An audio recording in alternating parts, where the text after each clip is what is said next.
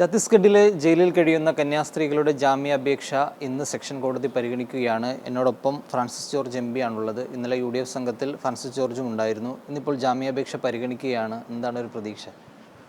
പ്രതീക്ഷയുണ്ട്, പക്ഷേ നമുക്ക് ഒന്നും പറയാൻ പറ്റില്ല. ഞങ്ങൾ ഇന്നലെ മുഖ്യമന്ത്രി വിഷ്ണു ദേവ് സായിയെ കണ്ടിരുന്നു.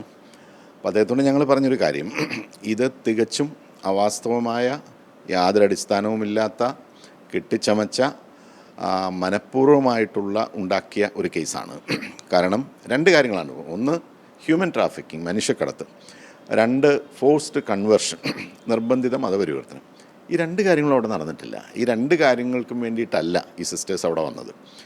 അവിടെ വന്നതിൻ്റെ പശ്ചാത്തലം എന്താണെന്നുള്ളത് കൃത്യമായിട്ട് ഇതിനോടകം വ്യക്തമായിട്ടുണ്ട്. സാധാരണ ഈ നാട്ടിൽ നടക്കുന്ന പോലെ ആരെങ്കിലും ഒരു ജോലിക്ക് അപേക്ഷിച്ചാൽ, അല്ലെങ്കിൽ ജോലിക്ക് താല്പര്യം പറഞ്ഞാൽ ആളുകൾ വരുന്നു, അവരെ ആ സ്ഥലം കൃത്യമായിട്ട് ഈ സ്ഥലം എവിടെയാണെന്ന് അറിയില്ലെങ്കിൽ നമ്മൾ ആരെങ്കിലും പോയി അവരെ കൂട്ടിക്കൊണ്ട് പോകാനായിട്ട് വരുന്നു. അങ്ങനെ മധുരയിലേക്കും അതുപോലെ ഷാഡോൾ എന്ന് പറയുന്ന 2 കോൺവെൻറ്റുകളിലേക്കും അവരുമായി ബന്ധപ്പെട്ട സ്ഥാപനങ്ങളിലും ജോലി ചെയ്യാൻ താല്പര്യം പ്രകടിപ്പിച്ചതിൻ്റെ അടിസ്ഥാനത്തിലാണ് ഈ പെൺകുട്ടികൾ വന്നത്. അവരെ കൊണ്ടുവന്നത് നിലവിൽ ഈ സിസ്റ്റേഴ്സിനോടൊപ്പം ജോലി ചെയ്യുന്ന ഒരു വനിതയുടെ സഹോദരൻ, അവരുടെ നാട്ടുകാരാണ് ഇവർ. അവരെ ഈ ദുർഗ് സ്റ്റേഷനിൽ കൊണ്ടുവന്നതാണ്. ഈ ദുർഗ് സ്റ്റേഷനിൽ ഇവരെ കൂട്ടിക്കൊണ്ട് പോകാനായിട്ടാണ് സിസ്റ്റേഴ്സ് വന്നത്. അപ്പോൾ അവിടെ എവിടെയാണ് ഹ്യൂമൻ ട്രാഫിക്കിംഗ് വരുന്നത്? ഹ്യൂമൻ ട്രാഫിക്കിംഗ് എന്ന് പറഞ്ഞാൽ നമ്മൾ സാധാരണ എന്താണ് ഉദ്ദേശിക്കുന്നത്? നമ്മുടെ ഈ മേഖലയിൽ നിന്ന്, പ്രത്യേകിച്ച് നോർത്ത് ഈസ്റ്റിൽ നിന്ന്, ഈ മേഖലയിൽ നിന്നൊക്കെ പെൺകുട്ടികളെ, പ്രത്യേകിച്ച് സ്ത്രീകളെ, പെൺകുട്ടികളെയൊക്കെ മുംബൈയിലെ ചുവന്ന തെരുവുകൾ പോലുള്ള മേഖലയിൽ കൊണ്ടുപോകുന്നതിനും അവരെ കച്ചവടം ചെയ്യുന്നതിനും ഒക്കെയാണ് ഈ ഹ്യൂമൻ ട്രാഫിക്കിംഗ്. അല്ലാതെ ഒരു ജോലിക്ക് പോകുന്നതിന്, അങ്ങനെയാണെങ്കിൽ 10-25 ലക്ഷത്തിലേറെ ആളുകൾ കേരളത്തിൽ ജോലി ചെയ്യുന്നുണ്ട്. അതൊക്കെ ഹ്യൂമൻ ട്രാഫിക്കിംഗ് ആണോ? അപ്പോൾ ഇതൊക്കെ വളരെ വ്യക്തമായിട്ടുള്ള കാര്യമാണ്. ഞങ്ങൾ മുഖ്യമന്ത്രിയോട് പറഞ്ഞു, ഇത് ഇങ്ങനൊരു സാഹചര്യമാണ്, എന്തുമാകട്ടെ ഇങ്ങനൊരു പ്രശ്നമുണ്ടായി, അവരിപ്പോൾ ജയിലിലാണ്, ഞങ്ങൾ അവരെ ജയിലിൽ പോയി കണ്ടിട്ട് വരികയാണ്. അവരങ്ങേയറ്റം മാനസിക വിഷമത്തിലും മാനസിക സമ്മർദ്ദത്തിലും പിരിമുറുക്കത്തിലുമാണ്. അവർ സാധാരണ ജനങ്ങളുടെ ഇടയിൽ ജോലി ചെയ്യുന്നവരാണ്. അപ്പോൾ ഇങ്ങനെ ഒരു സാഹചര്യം ഒരു കാരണവശാലും ഉണ്ടാകാൻ പാടില്ലായിരുന്നു. ഇന്ത്യ പോലൊരു രാജ്യത്ത്, ഒരു ജനാധിപത്യ മതേതര രാജ്യത്ത് ഇതുപോലെ ഒരു സംഘടന പോലീസ് ചോദ്യം ചെയ്യുന്നതും പോലീസ് ഒരു നടപടി എടുക്കുന്നതും നമുക്ക് മനസ്സിലാവും. ഒരു തെറ്റിദ്ധാരണയുടെ, ഒരു സംശയത്തിൻ്റെ പേരിൽ ഇവിടെ ബജരംഗ് ദൾ എന്ന് പറയുന്ന സംഘടനയുടെ ഭാരവാഹികൾ വന്ന് ഇവരെ ചോദ്യം ചെയ്യുന്നു.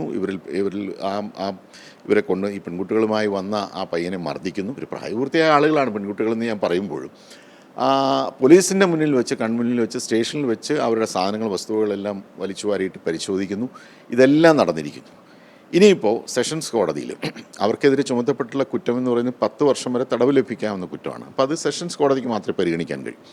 അപ്പോൾ സെഷൻസ് കോടതിയിൽ ഇത് വരുമ്പോൾ ഗവൺമെൻറ്, പ്രോസിക്യൂഷൻ അവരുടെ ബെയിൽ ആപ്ലിക്കേഷന് എതിര് നിൽക്കരുത്. ആ ബെയിൽ അനുവദിക്കണം എന്നുള്ള സ്റ്റാൻഡ് എടുക്കണം. ഒരു കാരണവശാലും അതിനെ തടസ്സപ്പെടുത്തുകയോ എതിര് പറയുകയോ ചെയ്യരുത് എന്നുള്ള ആവശ്യം പറഞ്ഞിട്ടുണ്ട്. അദ്ദേഹം അന്വേഷിക്കാം, വേണ്ടത് നോക്കട്ടെ എന്നൊക്കെ പറഞ്ഞതല്ലാതെ കൃത്യമായൊരു മറുപടി അദ്ദേഹം പറഞ്ഞില്ല. അദ്ദേഹത്തിൻ്റെ ഒരു സ്റ്റേറ്റ്മെൻറ്റ് ഇതിനോടകം പുറത്തു വന്നു കഴിഞ്ഞു. ഇത് മനുഷ്യക്കടത്താണെന്നും ഇത് ഈ പറയുന്ന പോലെ നിർബന്ധിത മതപരിവർത്തനത്തിൻ്റെയൊക്കെ പരിധിയിൽ വരുന്നതാണെന്നൊക്കെയുള്ള രീതിയിൽ പോലീസ് റിപ്പോർട്ട് അദ്ദേഹം കയ്യിൽ വെച്ചുകൊണ്ടാണ് ഞങ്ങളോട് സംസാരിച്ചത്. ആ പോലീസ് റിപ്പോർട്ടിൽ ഇങ്ങനെയൊക്കെയുള്ള കുറേ കാര്യങ്ങൾ ഉണ്ടായിരിക്കണമല്ലോ. അപ്പോൾ അദ്ദേഹം പറയുന്നത്, ഈ പയ്യൻ ഇങ്ങനെ ഇവരെ കൊണ്ടുവന്ന ഇയാൾ ഇങ്ങനെ കുറേയേറെ പേരെ കൊണ്ടുവന്നിട്ടുണ്ട്, അങ്ങനെ കൈമാറിയിട്ടുണ്ട് എന്നൊക്കെയാണ് റിപ്പോർട്ട് എന്നൊക്കെ പറയും. അതൊക്കെ അന്വേഷിച്ച് കണ്ടുപിടിക്കാവുന്ന കാര്യങ്ങളല്ലേ ഉള്ളൂ. ഈ സിസ്റ്റേഴ്സിനെ ഇതിൽ കുടുക്കിയത് അങ്ങേയറ്റം അപലപനീയമാണ്, ഒരു കാരണവശാലും ചെയ്യാൻ പാടില്ലാത്തതാണ്. ഇനിയിപ്പോൾ ഗവൺമെൻറ് ചെയ്യാവുന്നത്, ആത്മാർത്ഥതയുണ്ട് എങ്കിൽ, ഇപ്പോൾ തന്നെ രാജീവ് ചന്ദ്രശേഖർ, കേരളത്തിലെ BJPയുടെ തലവൻ്റെ സ്റ്റേറ്റ്മെൻറ്റ് വന്നിട്ട് അബദ്ധം പറ്റിയതാണെന്നാണ് പറയുന്നത്. ഇവിടെ മന്ത്രി ജോർജ് കുര്യൻ്റെയൊക്കെ നിലപാട് എന്ന് പറയുന്നത് അങ്ങേയറ്റം പ്രതിഷേധാർഹമാണ്. അദ്ദേഹത്തിന് കേരളത്തിലെ സാഹചര്യങ്ങൾ, കേരളത്തിലെ ഈ സിസ്റ്റേഴ്സൊക്കെ എങ്ങനെയാണ് പ്രവർത്തിക്കുന്നത്, അവർ പുറത്തുപോയാൽ എങ്ങനെ പ്രവർത്തിക്കുന്നത് നന്നായിട്ട് അറിയാവുന്ന ആളാണ്. പക്ഷെ അദ്ദേഹമൊക്കെ പറയുന്നത് എന്താണ്? ഇത് മനഃപൂർവ്വം പ്രശ്നം ഉണ്ടാക്കാൻ വേണ്ടി നീട്ടി കൊണ്ടുപോവുകയാണെന്നാണ്. കോടതി നടപടികളെക്കുറിച്ച് അദ്ദേഹത്തിന് അറിയില്ല, അദ്ദേഹം ഒരു മന്ത്രിയല്ലേ. അപ്പോൾ ഇങ്ങനെ നിരുത്തരവാദപരമായി കൈ കഴുകി ഒഴിഞ്ഞു മാറി വർത്തമാനം പറയുന്ന BJPയുടെ സമീപനം ഒരു വശത്ത് നിൽക്കുന്നു. എന്താണെങ്കിലും നമുക്ക് കോടതിയിൽ ശുഭപ്രതീക്ഷയുണ്ട്. ഇവർക്ക് എന്ത് തെളിവാണ് ഈ മനുഷ്യക്കടത്തിനും മതപരിവർത്തനത്തിനും കാണിക്കാനുള്ളത്? കോടതിയിൽ അത് പറയണമല്ലോ. അപ്പോൾ സ്വാഭാവികമായും അങ്ങനെ തെളിവില്ലാത്ത സാഹചര്യത്തിൽ ഇനി എന്തെങ്കിലുമൊക്കെ കെട്ടിച്ചമച്ച് എന്തെങ്കിലുമൊക്കെ കൊണ്ടുവരാം. അതാണിപ്പോൾ മുഖ്യമന്ത്രിയുടെ സംസാരത്തിൽ ഞങ്ങൾക്ക് കിട്ടിയൊരു സൂചന. അതാണ്, ഇയാൾ 100 പേരിലധികം സ്ത്രീകളെ ഇതുപോലെ കൈമാറിയിട്ടുണ്ട് എന്നൊക്കെ പറയുമ്പോൾ അതിപ്പോൾ അവരെടുത്ത നടപടിക്ക് ഒരു സാധൂകരണത്തിന് വേണ്ടിയിട്ടാണ് അങ്ങനെയുള്ള കാര്യങ്ങൾ പറയുന്നത്. എന്തുമായിക്കൊള്ളട്ടെ, ഞങ്ങൾ പറഞ്ഞു ഈ കാര്യത്തിൽ ഇനി ചെയ്യാവുന്നത്, അങ്ങ് നിർദ്ദേശം കൊടുത്ത് ഒരു കാരണവശാലും പ്രോസിക്യൂഷൻ ഈ കാര്യത്തിൽ അവരുടെ ബെയിൽ ആപ്ലിക്കേഷനിൽ എതിര് നിൽക്കരുത്. ഈ കാര്യം ഞങ്ങൾ കൃത്യമായി പറഞ്ഞിട്ടുണ്ട്. അദ്ദേഹം അത് വേണ്ട നിർദ്ദേശം കൊടുക്കും എന്ന് നമ്മൾ പ്രതീക്ഷിക്കുകയാണ്. അദ്ദേഹം തന്നെ തുറന്നു പറഞ്ഞു, ഞാനൊരു ക്രിസ്ത്യൻ സ്ഥാപനം ലയോള കോളേജിൽ ലയോള സ്കൂളിൽ പഠിച്ച ആളാണ്. ഞാൻ അദ്ദേഹത്തോട് ചോദിച്ചു, അങ്ങ് പഠിച്ച കാലത്ത് എന്തെങ്കിലും തരത്തിലുള്ള ഒരു മതപരിവർത്തനത്തിനുള്ള ഒരു സാഹചര്യമോ അല്ലെങ്കിൽ അങ്ങനെ എന്തെങ്കിലും നിർബന്ധമോ എന്തെങ്കിലും ഉണ്ടായിട്ടുണ്ടോ എന്ന് വരെ അദ്ദേഹത്തോട് ചോദിക്കുകയുണ്ടായി. അദ്ദേഹം പറഞ്ഞു, അവിടെ വലിയൊരു ക്രിസ്ത്യൻ കമ്മ്യൂണിറ്റി ഉണ്ട്, എനിക്ക് ഞങ്ങളെയൊക്കെ പിന്തുണയ്ക്കുന്നവരാണ് അവർ, പക്ഷേ ട്രൈബൽസ് വളരെ പാവപ്പെട്ടവരാണ്, അപ്പോൾ അവരിങ്ങനെയൊക്കെയുള്ള സാഹചര്യങ്ങളിൽ പെടുന്ന സാഹചര്യങ്ങൾ ഇവിടെ ഉണ്ട് എന്നൊക്കെയാണ് അദ്ദേഹം പറയുന്നത്. ഒരു കാരണവശാലും പ്രത്യേകിച്ച് കാത്തലിക് ചർച്ച് അല്ലെങ്കിൽ ഒരു ക്രൈസ്തവ സമൂഹം നിർബന്ധിതമായി ഒരിക്കലും അങ്ങനെ ചെയ്യാറില്ല. ഞങ്ങൾ അതിനുശേഷം റായ്പൂർ ആർച്ച് ബിഷപ്പ് ഹെൻറി ടാക്കൂറും അദ്ദേഹത്തെ കണ്ടിരുന്നു. അപ്പോൾ അഭിമന്യ പിതാവ് പറഞ്ഞത്, ഞാൻ വ്യക്തമായ നിർദ്ദേശം കൊടുത്തിട്ടുണ്ട്, ഒരു കാരണവശാലും ആരെയും നമ്മൾ നിർബന്ധിക്കുകയോ അങ്ങനെയൊന്നും പാടില്ല.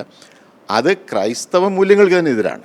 ഏതെങ്കിലും തരത്തിൽ നിർബന്ധിച്ച ഒരാളെ ഏതെങ്കിലും ഒരു വിശ്വാസത്തിലേക്ക് കൊണ്ടുവരിക എന്നുള്ളത് അടിസ്ഥാനപരമായി ക്രൈസ്തവ മൂല്യങ്ങൾക്കെതിരാണ്. അപ്പോൾ ഒരു കാരണവശാലും അങ്ങനെ ചെയ്യാൻ പാടില്ല. ഈ രാജ്യത്ത് എനിക്കിഷ്ടമുള്ള ഓരോ വ്യക്തിക്കും, ഓരോ പൗരനും അവന് ഇഷ്ടമുള്ള മതവിശ്വാസമോ അല്ലെങ്കിൽ മറ്റേതെങ്കിലും വിശ്വാസത്തിലോ വിശ്വസിക്കാനും അത് പ്രചരിപ്പിക്കാനും എല്ലാമുള്ള ഭരണഘടനാപരമായ സ്വാതന്ത്ര്യം അത് ഉപയോഗിക്കാം. അതിനപ്പുറം ആരെയും ഏതെങ്കിലും തരത്തിൽ പ്രലോഭിപ്പിച്ചോ നിർബന്ധിച്ചോ ഒരു കാരണവശാലും ഒരു പരിവർത്തനം നടത്താൻ പാടില്ല. നമ്മളെല്ലാവരും അതിനെതിരാണ്.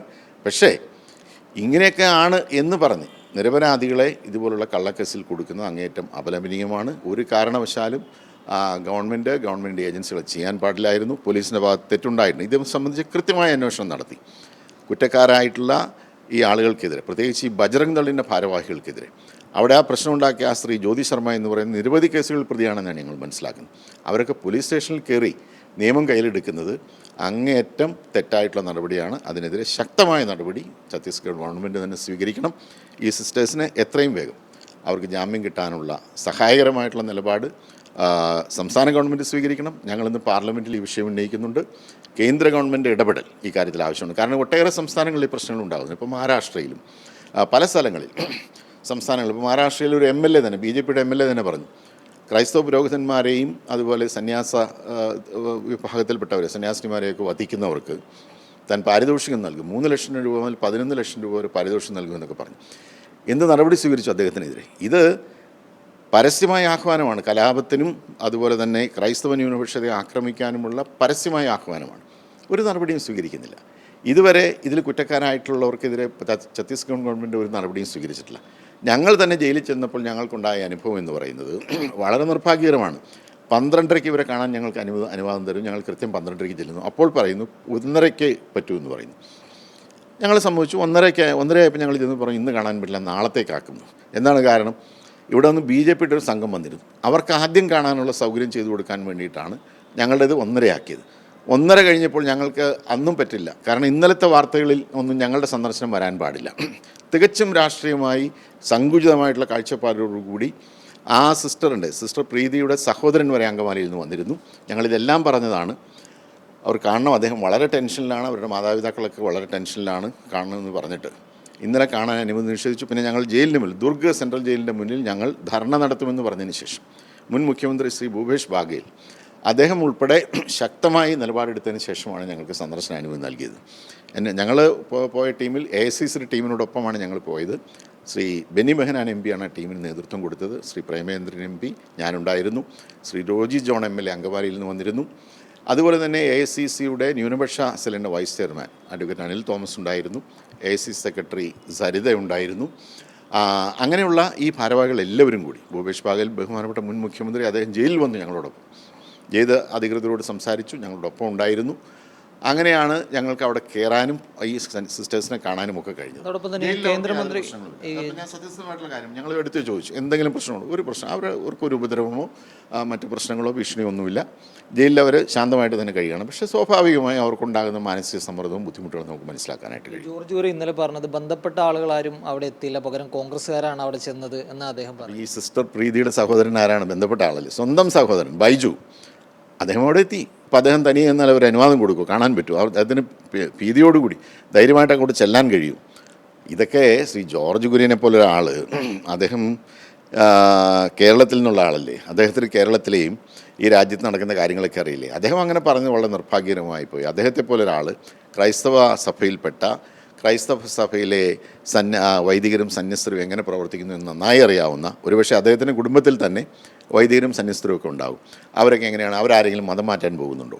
അപ്പോൾ ഇതൊക്കെ അറിയാവുന്ന അദ്ദേഹം എന്തിനാണ് ബജറംഗ് ദളിനെ ന്യായീകരിച്ചുകൊണ്ട് സംസാരിക്കുന്നത്? അപ്പോൾ അദ്ദേഹം പറയുന്നത് മനഃപൂർവ്വം ഇത് വൈകിക്കുകയാണ്, ബെയിൽ ആപ്ലിക്കേഷൻ വൈകിക്കുകയാണ് കൂടുതൽ പ്രശ്നങ്ങൾ ഉണ്ടാക്കാൻ വേണ്ടി. അതൊക്കെ വളരെ നിർഭാഗ്യകരമായി. അദ്ദേഹത്തിൽ നിന്ന് അങ്ങനെ ഒരു പ്രസ്താവന വരാൻ പാടില്ലായിരുന്നു. എന്തായാലും ഇന്ന് സെക്ഷൻ കോടതി ജാമ്യാപേക്ഷ പരിഗണിക്കുകയാണ്. സർക്കാർ അതിനെ എതിർക്കരുത് എന്നാണ് UDF എംപിമാർ ഉൾപ്പെടെ ആവശ്യപ്പെടുന്നത്. ഹരിമുണ്ടൂരിനോടൊപ്പം തൗഫീഖ് അസ്ലാം, മീഡിയ 1, ഡൽഹി.